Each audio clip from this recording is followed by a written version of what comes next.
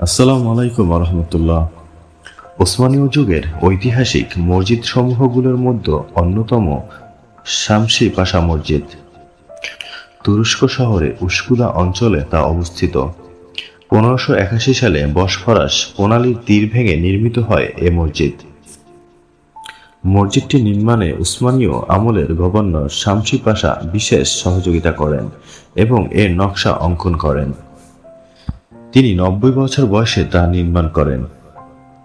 ঐতিহাসিক এ মসজিদের অন্যতম বিশেষত্ব হল এর উপর পাখি দাঁড়ায় না, কারণ তা বসফরাস প্রণালী ও মারমারা সাগরের সংযোগস্থলে নির্মিত হয়েছে।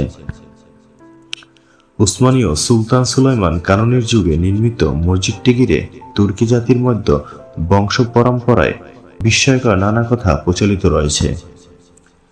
তুর্কি জাতির ঐতিহাসিক গ্রন্থ থেকে জানা যায়, সেনাপতি শামসুদ্দিন পাশা তৎকালীন স্থাপিত মিনার সিনানার কাছ থেকে একটি অদ্ভুত আবদার করেন।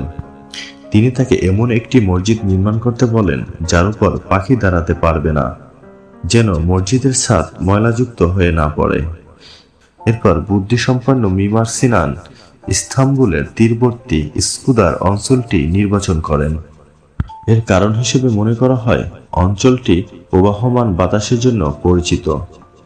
স্বাভাবিকভাবে প্রচণ্ড বাতাসে পাখিদের চলাচল কঠিন হয়ে পড়ে, ফলে মসজিদের দেওয়ালে ও মিনারের ওপর দাঁড়ানো পাখিদের পক্ষে প্রায় অসম্ভব। তাই মসজিদটির ছাদ কোনো ময়লাযুক্ত হয় না এবং এর গম্বুজ ও মিনার খুবই পরিষ্কার পরিচ্ছন্ন থাকে। পরিচ্ছন্নতাকারীদের তা পরিষ্কার করার প্রয়োজনও হয় না। মসজিদের আরেকটি বিশেষত্ব হলো এর ভিতরে বায়ু চলাচলের জন্য বিশেষ ধরনের আউটলেট রয়েছে। এর মাধ্যমে মসজিদে সমুদ্র থেকে পানি প্রবেশ করে এবং বৈদ্যুতিক ব্যবস্থা ছাড়াই তাতে প্রাকৃতিক বায়ু চলাচল করে।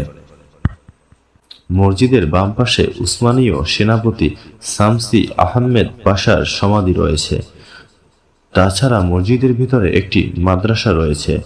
বর্তমানে তা সরকারি গ্রন্থাগার হিসেবে ব্যবহৃত হয়। উসমানীয় যুগে এখানে ইসলামী পাঠ প্রদান করা হতো।